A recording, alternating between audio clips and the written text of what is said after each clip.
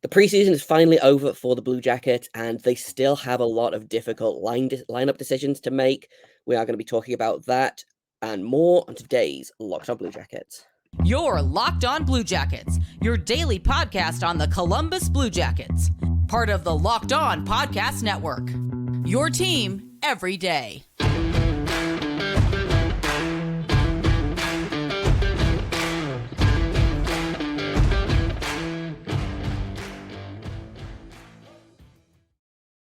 Hello and welcome to Locked On Blue Jackets, part of the Locked On Podcast Network, your team every day. I am one half of the show, Jay Foster. With me is my co-host, Hayden Heilshorn. And it feels like it's been a million years since we've recorded an episode together because Hayden's been at work and I have been traveling. So it'll be good to reconnect, talk about what we liked, what we didn't like from preseason. Before we do all of that, I just want to thank everyone for making this your first listen of the day or your first watch of the day. We are continuing to be free and available on all podcast platforms, on YouTube and on SiriusXM.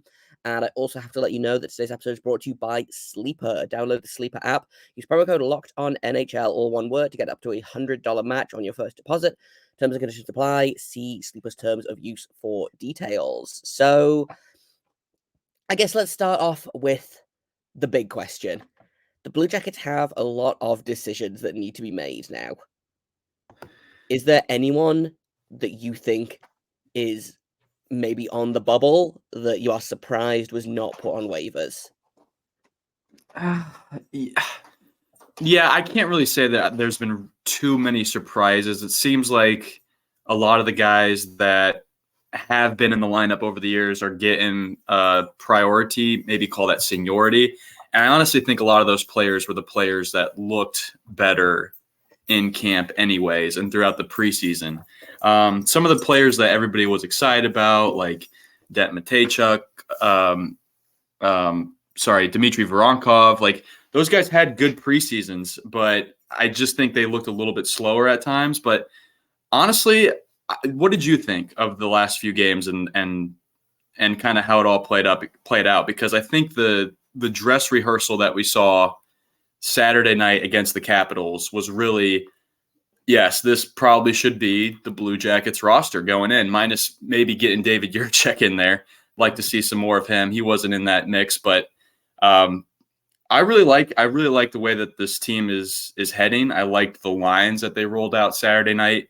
And I'm kind of cool with that just being the opening night roster, to be honest. It was a great game against the Capitals. Capitals had all of their NHL guys out. It truly was a dress rehearsal for both teams, and both teams wanted to win the game. And I thought the Blue Jackets winning the game was a great sign for them. So, no, I'm not in a position to question this team at all. I think Pascal Vincent, dealing with what he's had to deal with, has done a great job making the decisions he's made. Yeah, definitely. It's been a really interesting preseason. I feel like a lot of the guys that we were looking at that needed to have big preseasons were only okay. And then, you look at guys like, I was kind of surprised that Liam Foudy wasn't put on waivers. Justin Danforth, I thought, was also a candidate to get put on waivers, and he appears to be sticking around, but I liked that fourth line with him, Corrali, and Eric Robinson. I thought that was a very solid fourth line. I'm just pulling up the stats for that game now because I don't know if I'm talking out of my butt or not, but there's definitely some moves that have to be made. Obviously, the Blue Jackets have, I just looked this up, they have 18 forwards currently. And the ones that are waivers eligible are all guys that I would like to see stick it out. So Sillinger is waivers exempt. Dmitry Voronkov. John Dubé is going to go back to juniors. That's fine. He hasn't been as much of a difference maker that I think a lot of people thought that he would be. After he had a very strong start, and I think a good Traverse City, but I think a lot of people were expecting him to really kind of pop off in the preseason, and he didn't. Igor Chinikov is injured at the minute, so I assume he's going to go on IR, and that'll free up a spot. But they've got to cut at least 4 forwards, maybe 5 forwards, because at the minute they're rolling 4 14 forwards, 7 defensemen, 3 goalies. They're over the contract limit size, or the roster size, excuse me, by 1. So at least one person has to go. I would assume that it'll probably be Daniil Tarasov on IR, but it's the defense that I kind of want to talk about more than the forwards, because I think there's still a lot of moving parts for the forwards. So it's tough to really look at that. But I do agree with what you said. If this is the lineup that they roll into opening night, I am fully okay with that. I thought it was a good lineup. I thought the bottom 6 was good. The only the thing I would change, although I did really like that Johnson, Fantilli, Sillinger line. I thought that was a lot of fun. I personally would flip Sillinger and Texier, and then flip those 2 lines. So I would have Jenner as the 3C and Fantilli as the 2C. But as far as the lineup goes, I was pretty happy with it. I thought it was a good roster. I thought they acquitted themselves well. They did not get it wasn't as dominant as it had been for other games. I think the Capitals kind of ran around them a little bit, but everyone that needed to have a good game had a good game. So I am more than okay with that. I thought I know I'm looking at the wrong game. Hang on. I was going to say I thought David Jiricek played in that game. Saturday night? Yeah, now I'm questioning myself. I don't think so. I don't think I remember seeing him, because I remember thinking like, oh gosh. No, he did, but he only did? played Okay. 15 minutes. So. Oh, okay. So he was probably the 7th defenseman there. In terms of the defenseman, though, how do you feel about that being your 6 defenseman? So it was Werenski, Jiricek, Severson, Proverov, Gabranson, and Jake Bean. So that would mean that both Andrew Peak, Adam Boqvist, and Nick Blankenberg are all on the outside looking in. Blankenberg, I think, is going to go down to Cleveland at this point. I think that's probably better for him. So now we have Peak and Boqvist that are kind of the odd men out. How do you feel about that as a 6-man group? I feel great about it simply because it's I'll say I feel good about it. I don't feel great. There's at least one guy in that mix that I'm like, I don't want him to be playing for the team anymore. That's who is going to be the third right D, and I feel like we could spend so many episodes griping about it. We have. He was fine. He broke even on possession numbers in this game. He did miss most of the third period, but apparently he's going to be fine. So maybe there'll be a change up there. But if we take Eric Gabranson out of the mix, because he's obviously not going anywhere, how do you feel about Jiricek and Bean getting those 2 free spots? I'm cool with it. Obviously, Jiricek is a guy this whole offseason we've talked about. He's ready to play in the NHL. He passed all the tests that he was faced in the AHL. Just look at the numbers. He was dominant at that level. So I think that's ready to translate. I actually don't think he had that good of a preseason, to be honest. But no. I don't think he did. Yeah, I think if you look at what he did, he looked kind of just rusty, to be honest. And a lot of players did. I mean, how many times watching these 8 preseason games did we see players on both sides like whiff on passes? Like I was like, I was like, I know this is preseason, but these players still remember how to play hockey, right? Like it was crazy. I think he was just a victim to that. He'll be fine this year. So yeah, I'm all for him being in that spot. Jake Bean, I feel like I'm a little surprised that that Pascal Vincent is just throwing him in there, because he only played 2 preseason games, I believe, 2 or 3, and he was hurt for a huge chunk of last year. So I would have thought that either Boqvist or Peak would be getting those honors, but he must feel good about Jake Bean on that left side, and that's cool with me because he's a good player. I think he needs a little bit more runway to get ready for this year, whereas I felt like Boqvist and Peak were probably ready right away.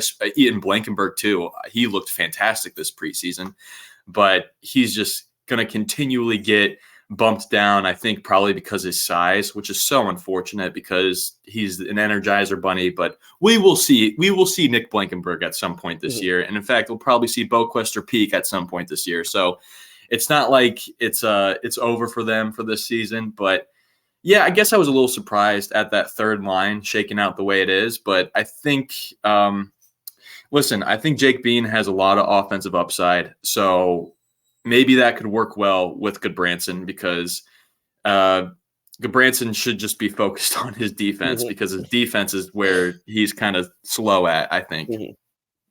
But yeah, let's take a quick break, and then when we get back, I want to talk about some potential trade pieces because the Blue Jackets, like I said, they've got some decisions to make. So we'll do that in just a second here on Locked On Blue Jackets.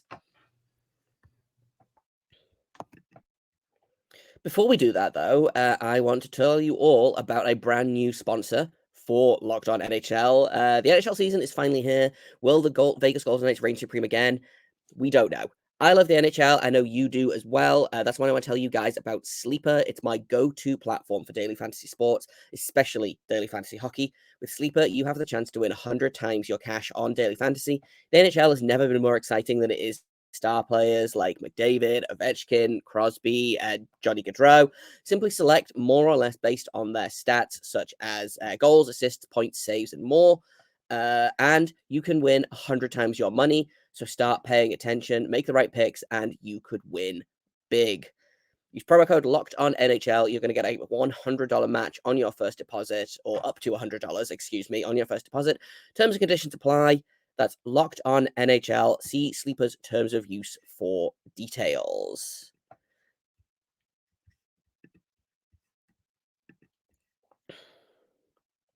Okay, there's a couple of guys that I want to talk about in this segment. And the first guy is Jack Roslovic, who is kind of the odd man out. Pascal Vincent has basically said that the four centers that he's running with to open the season are Laine, Jenner, Fantilli, and Corrali. Do they move Jack Roslovic to the wing? Do they try and... I feel like they could get more in a trade for Jack Roslovic than some of the other players. But, like, what do they do with him? Because I don't know that he's one of the top 12 guys on this team anymore. So he's making $4 million. There has to be a team out there that needs, like, a middle six winger or a bottom six center. Because I feel like that's probably what Jack Roslovic's ceiling is right now.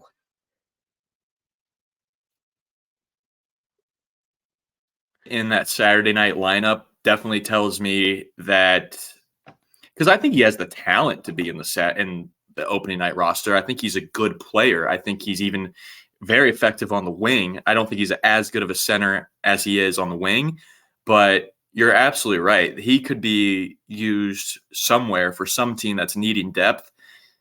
I think he's 100% going to get traded. It's just a matter of when, because we need to get into the season. Teams need to, they're going to, across the whole league, there's going to be injuries, right? And so teams are going to reevaluate what they have, and they're going to be calling Yarmo, because if I assume every NHL GM has Yarmo like number one on speed dial at this point, because we all know Blue Jackets organization is a rotating door. They constantly got dudes ready to play for a new team. So yeah, I think Roslovic, it's a little sad to see what's happened to him, because, you know, he's a Columbus native and everything, but you got to use your assets the way you use any other player. So yeah, I think I'll be intrigued, to say the least, on what they'll get back for him.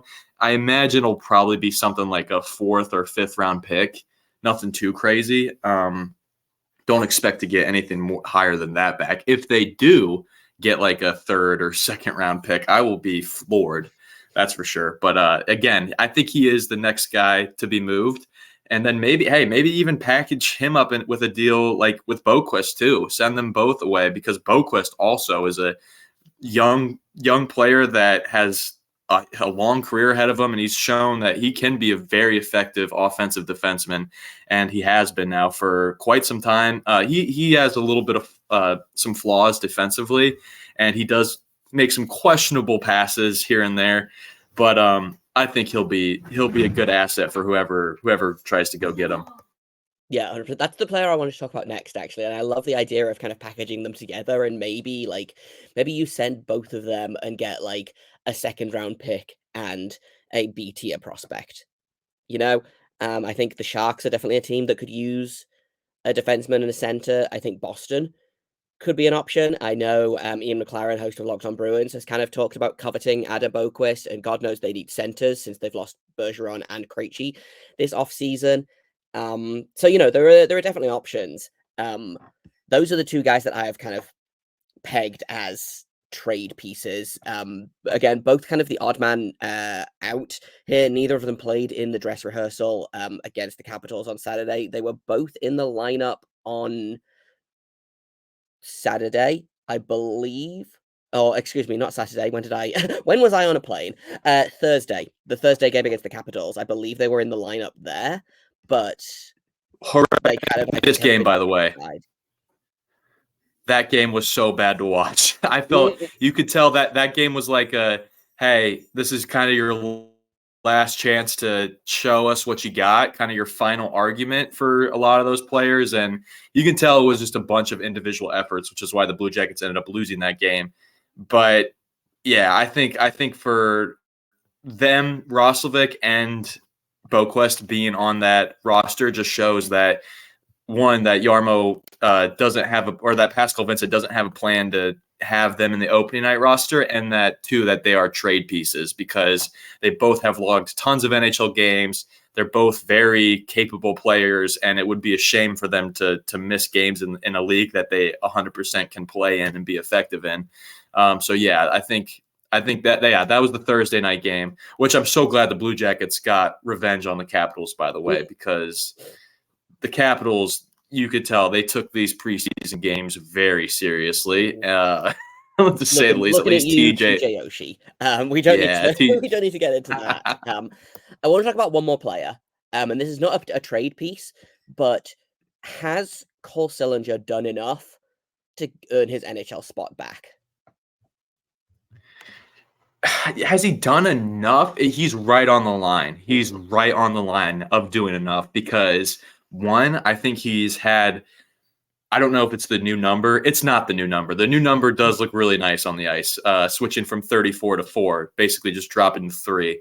But he's also just he's been very quick this preseason. He's been in the right areas at the right times, notched a couple goals. So yeah, I think he's absolutely earned a spot. I'm questioning whether he'd be good on the wing, just because I feel like he's always been a pretty good like fourth line center option for the Blue Jackets.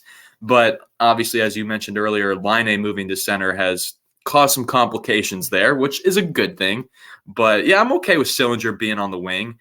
And I think he has done enough, Jay, to answer your question a short-winded way. He has done enough, I think, to earn a spot with this team.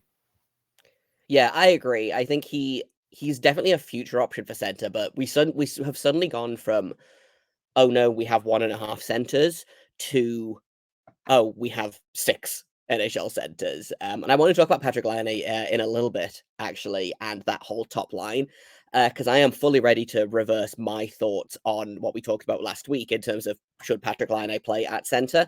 But we'll talk about that in just a minute here on Locked On Blue Jackets. I have got to tell you guys about eBay Motors because passion, drive, and patience is what brings home the winning trophy. It's also what keeps your ride or die alive, and eBay Motors has everything you need to maintain your vehicle and level it up to peak performance, from superchargers, roof racks, exhaust kits, LED headlights, and more. Whether you're into speed, power, or style, eBay Motors has got you covered. They've got 122 million parts for your number one ride or die. You'll find exactly what you're looking for, and with eBay Guaranteed Fit, your part is guaranteed to fit your ride every time, or you're going to get your money back, because with eBay Motors, you are going to burn rubber, not cash.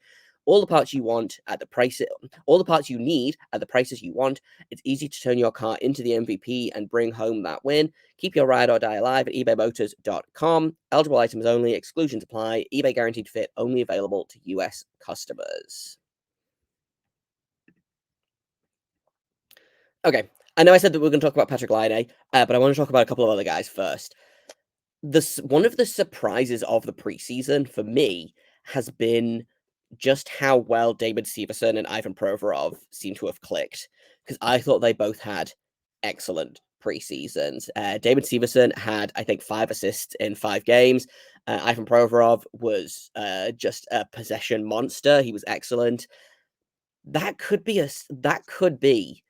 the difference maker in Blue Jackets games this season. And I'm genuinely surprised that they seem to have just clicked immediately, because obviously both coming from different teams on a brand new team, the head coach has been switched up like randomly a week before the preseason started. There's been a lot of upheaval for like these two guys specifically.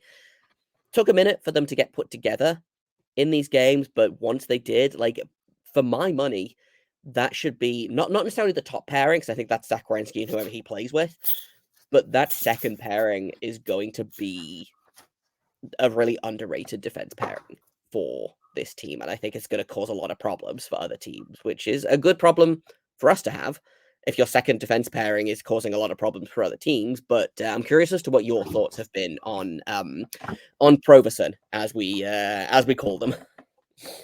Yeah. Proverov has been really good addition for the Blue Jackets, and he has a hard slap shot. Like, his offensive game is really good. He's a big dude, but he doesn't seem that big on the ice because he's constantly in this.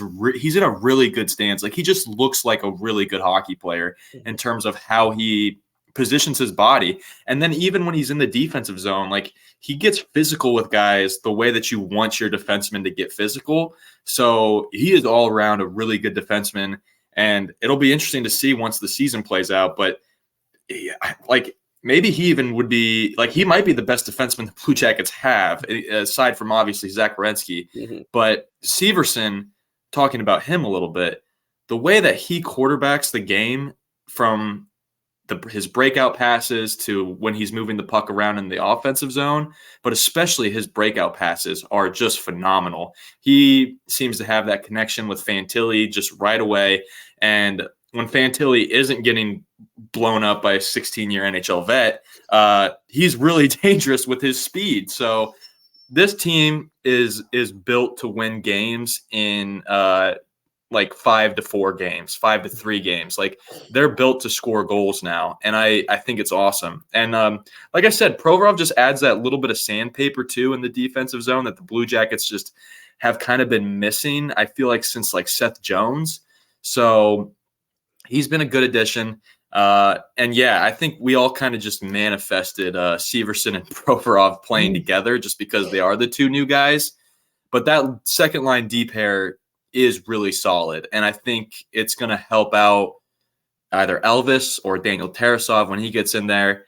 And the Blue Jackets should be really excited about what they got on the defensive side of the ice for sure. I will say, and maybe it's just because I usually don't have my glasses on when I watch these games because it's late at night and I am in bed, but I constantly look, and because obviously Werenski wears 8, Provorov wears 9, there have been some instances where I am unable to tell which player is on the ice, which I think is both a good thing and a bad thing.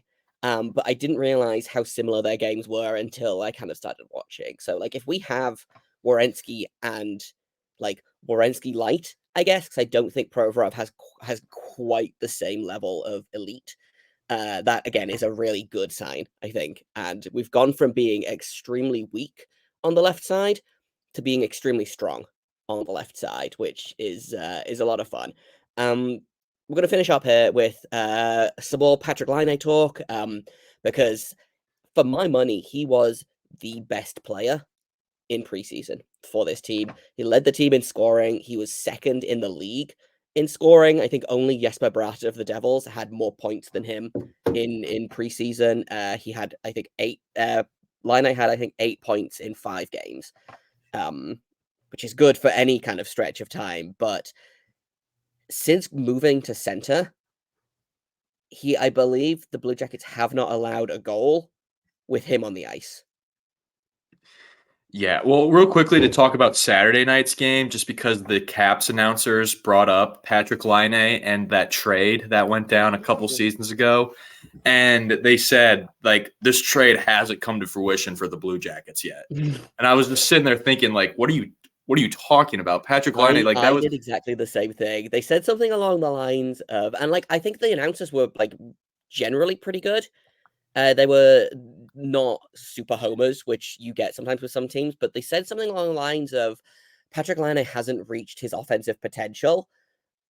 or something, or he hasn't been the offensive dynamo that the Blue Jackets were hoping for. And Yes. I'm like, my guy, he was over a point a game last season. Yeah, So yeah.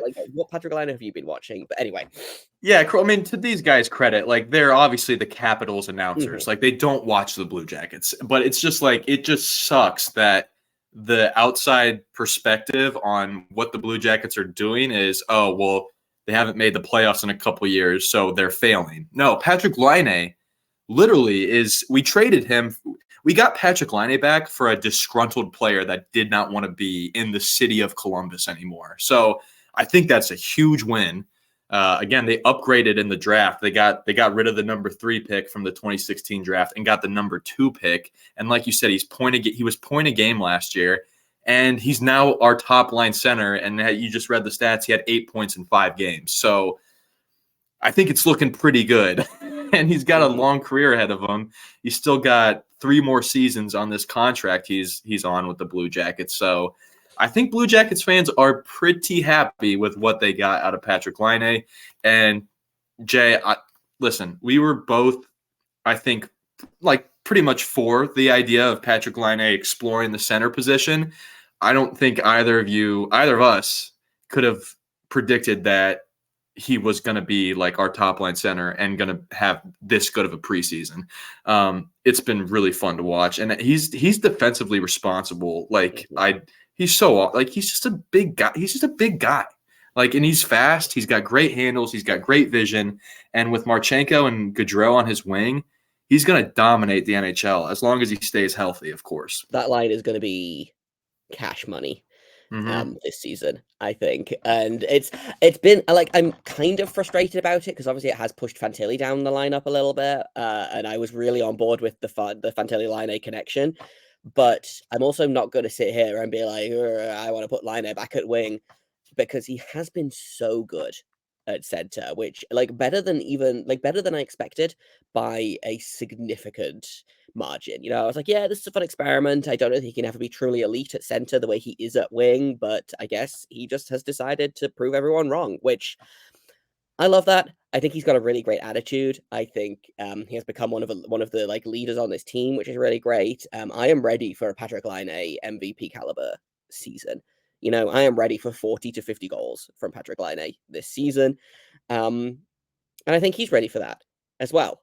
So I'm excited for this contract that he's on right now to look like a severe underpay, because I believe he's making $7.5 million for the next. Actually, I have the cap friendly page open. I can in fact look at this. He's making $8.7 million for the next 3 seasons. I'm ready for that to look like a horrific underpay and to have to pay him a lot more money at the end of those 3 seasons. So that feels like it's going to be a really good problem to have. So that's kind of all we've got for today, I think. Tomorrow, what we'll do is I think we'll try and figure out what the 23-man roster is going to be and what the 20-man opening night roster is going to be. Because that has to be set by... it has to be set by 5 p.m. today, actually. So what we'll do instead is what we'll do tomorrow is we'll talk about what that roster is, what we like, what we don't like, potential line combinations, surprises, things like that. So that'll be tomorrow. I forgot how time zones work. I was like, it's fine. It's Tuesday tomorrow. It's not Tuesday tomorrow. It is Tuesday tomorrow. This outro has gotten away from me immediately. People love it though. So they love it. I'm just gonna thank everyone for listening, for making this your first listen of the day. We super appreciate it. I didn't plug the competition earlier, which I meant to. Email us at lockedonbluejackets@gmail.com with a screenshot of you being subscribed to our YouTube channel, and you're going to be entered into a draw for Blue Jackets tickets for the November 2nd game against the Tampa Bay Lightning. That competition closes at midnight on Thursday. So email us to get in on that. You can find me on Twitter at _Jacob Foster, JAKOB FORSTER. You can find Hayden over at HaydenH971.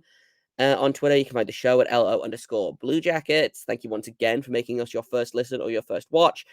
We are, I think, 21 subscribers away from hitting 600. So if we could do that by opening night, that would be super rad.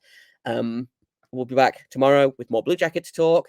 And until then, everyone make sure you stay locked on.